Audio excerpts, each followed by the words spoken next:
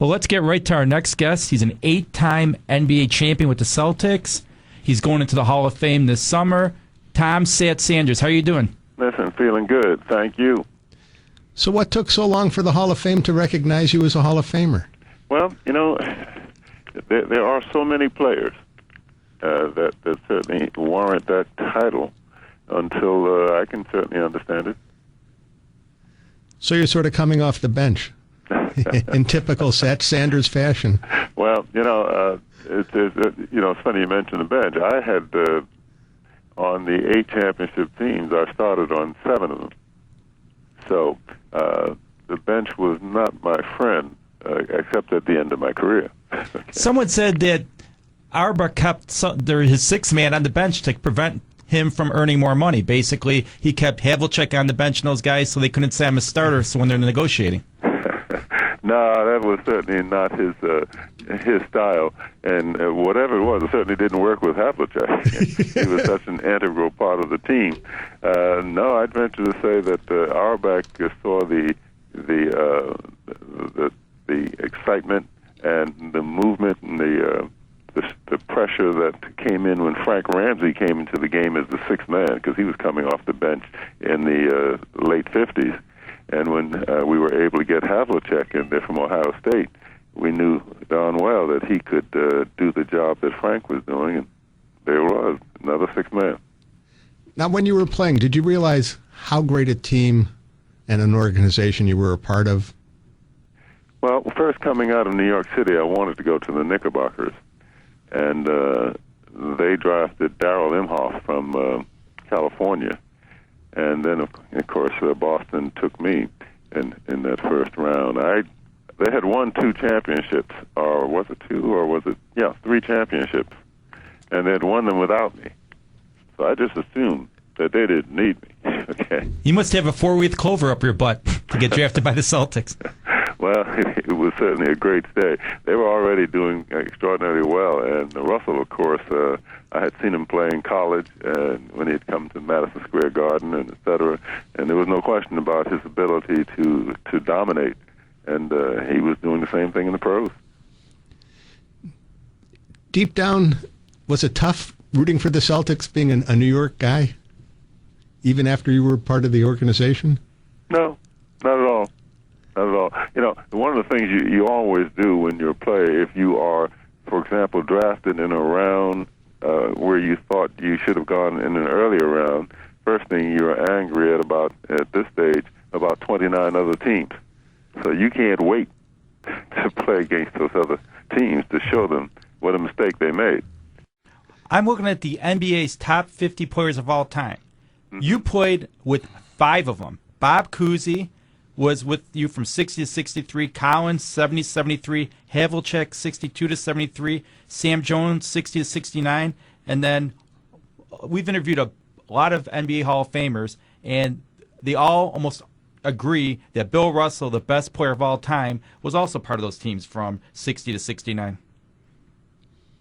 Oh, no doubt in my mind. And if I had to start there's some really talented players on that list and that are playing now. But if I had to start a team, I would certainly go with Bill Russell.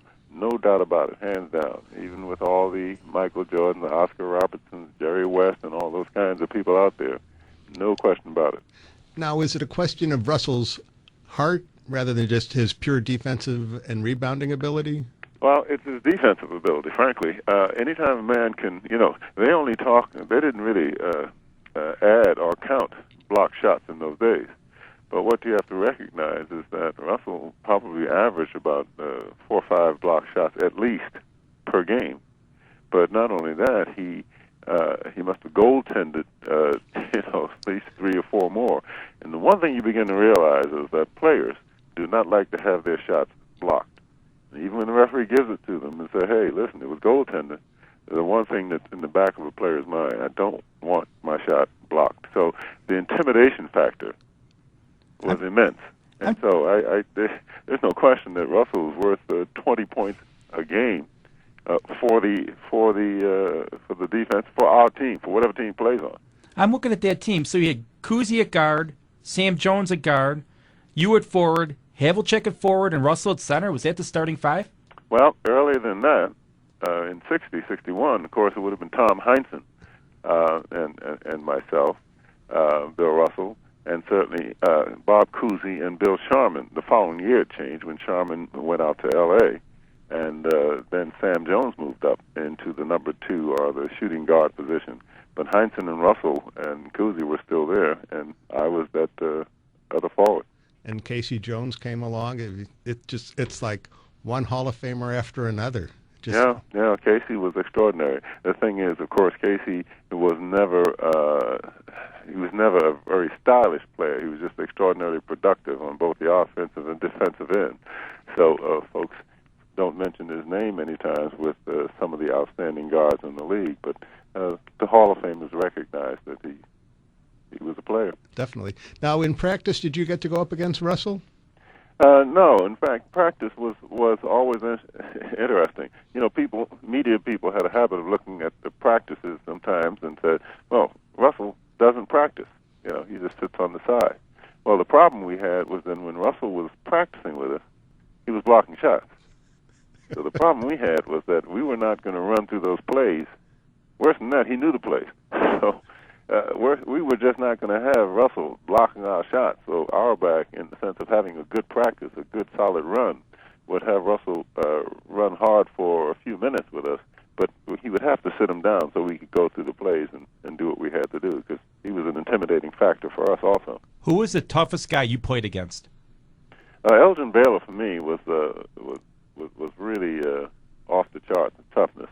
He was about 230 pounds, 6'6", and out of from the Los Angeles team, the Lakers, and he was just so capable of, in any game, of getting anywhere from 25 to 50, 60 points. He was just that kind of machine. What people didn't know about him was that he was an extraordinary passer, and the word in the league was you never double team Elgin, and I never got any help with him out on the court. It was always Russell to back me up when he got past. But the issue was don't double team him, because his next pass is always extremely accurate and always good for 2 points. So he was a force.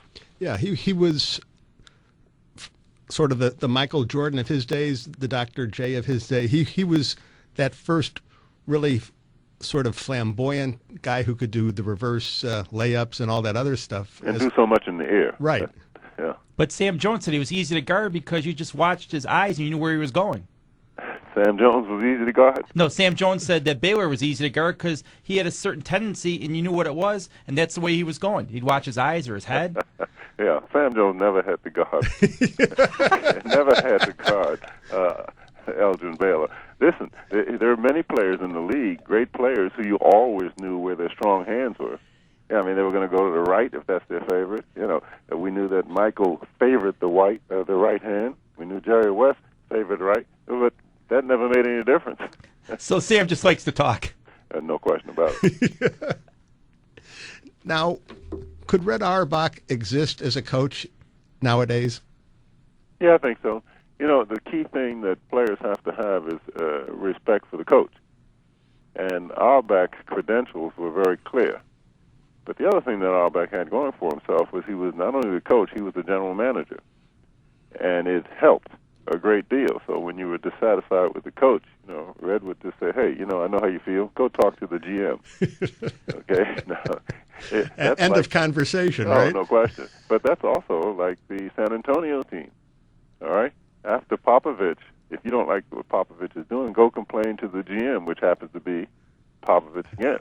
So, you know, when you're in that kind of seat, you're pretty much in control. Yes, Auerbach could do the job nowadays. Were you kind of disappointed when Phil Jackson won the title to basically tie Auerbach, and thinking to yourself, you know what, I feel bad because he was our coach, and I hated to see that record go down?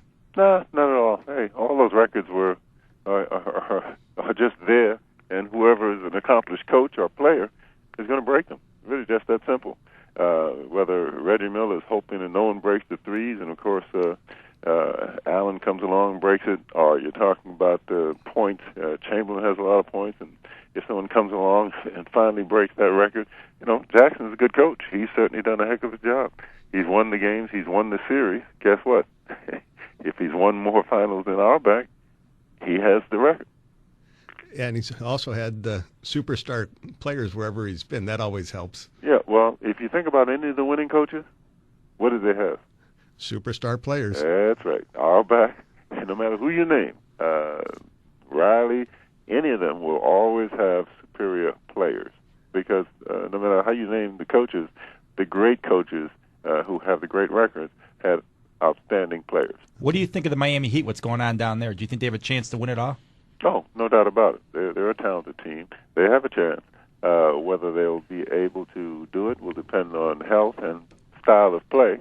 Whether teams are able to slow it down and take advantage of the fact that they may not have much strength in the center position.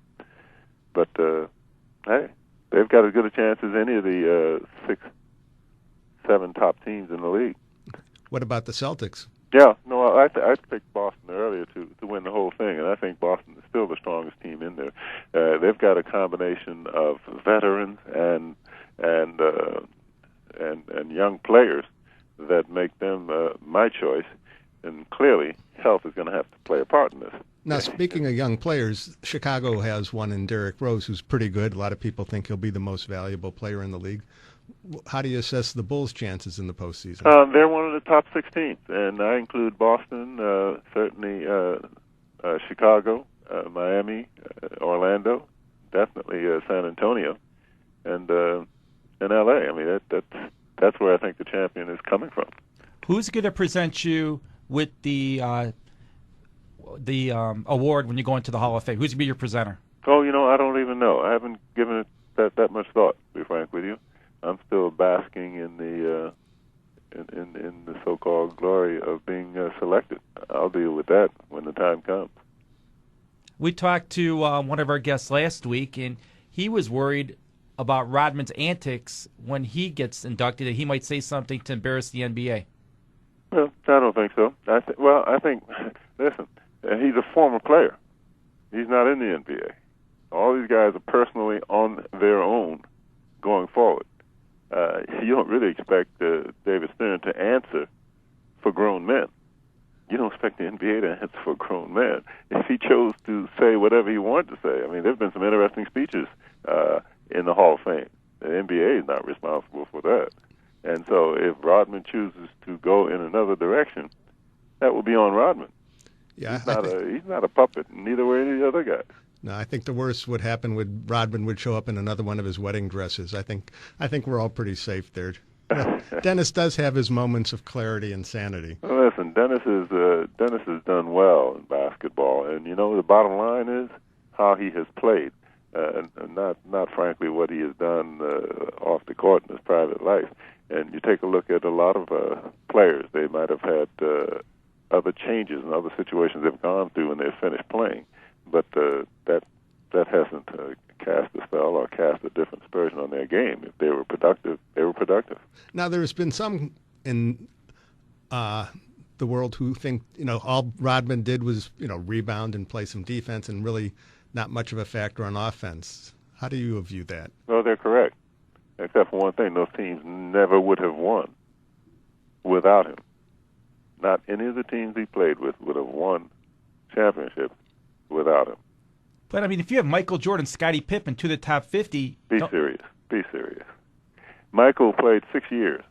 Am I not mistaken? Before he won a championship? You're right. He learned how to be a team player, and that's the problem with Wilt Chamberlain. He never learned how to be a team player. That's what I'm trying to say. So what are we talking about here? Without Rodman, those other pieces had to be there. You had to have, was it Kerr? We had Steve Kerr, John Paxson. And you had, who was the other shooter there that... Craig Hodges? Craig Hodges. And you had one more shooter. I know who was in the front office with the GM for a while. John Paxson. No. But short black guard could really shoot. B.J. Armstrong. Yeah, B.J. You had 4 really outstanding shooters that they had to have when the pressure was on Michael or the pressure was on Pippen. Hey, they had to have 1 or 2 guards free to score, and those guys came through. So when you talk about a team, if you don't have the ingredients, you can have truly an outstanding player capable of getting 40, 50 points. If you don't have those other role players or somebody like a Rodman, hey, you're in a world of trouble. Yeah, and he went from being a Detroit Piston bad boy to being beloved in Chicago.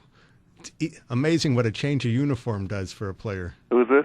Rodman. Oh, Rodman. The Bulls fans used to hate him when he was with the Pistons, and he's on the Bulls, and they embraced him, like he was almost another Michael Jordan or Scottie Pippen. Easy decision.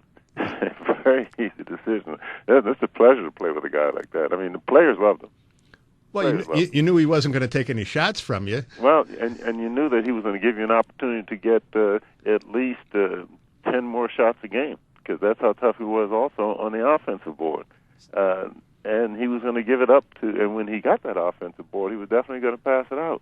I mean, those kind of players are really hard to find. There's not a team in the league that doesn't wish that they had a Rodman. We got Not one. We got Noah, who's similar to Rodman, who rebounds the ball and passes it. Yeah, he does it. He does an extraordinary job. I thought it would take him maybe another year or two to reach this level of play, but hey, he didn't waste any time at all.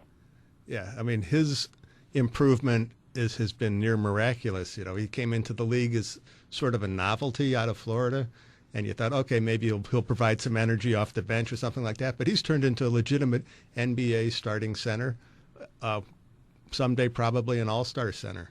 Yeah, I don't see anything standing in his way.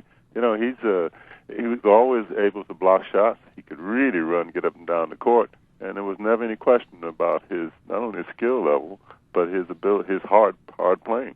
A lot of heart. Is there hatred for the Lakers if you played for the Celtics and vice versa, or you guys root for each other when you're not playing against each other? No, well, hatred, as you well know, is a very strong word. I'd venture to say that you worry about the opponents, whoever they might be.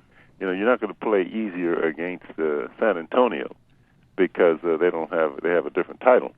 You're going to go out there and try and play as tough as possible against Ginobili and Parker and all the other guys. It's a nice media rivalry to toss out, but for real, you're going to play tough once you get in the playoffs trying to get to that championship level. We got Dave Collins coming on next. Any dirt on him? Not dirt. Any stories about him? Well, Tommy Heinsohn had told me how tough he was. I was just recovering from a little cartilage problem with the knee and contemplating retirement when Tommy Heinsohn told me how great that we had another left-handed center coming in that could really kick some behind and a really tough kid. So I said, hey, how tough can he be?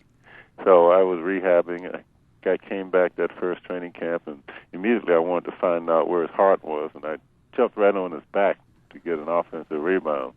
And I didn't wake up in the hospital, but I was semi-conscious. That was one of my concussions. Okay, it was a mistake, but I wanted to find out where his heart was. I did, and that was one of the real fun things to play alongside of Dave Collins. I really liked it. Thank you very much, Satch. It was a pleasure talking to you, and congratulations on the NBA Hall of Fame, or Basketball Hall of Fame. Okay, thank you. You guys take care. Thank you.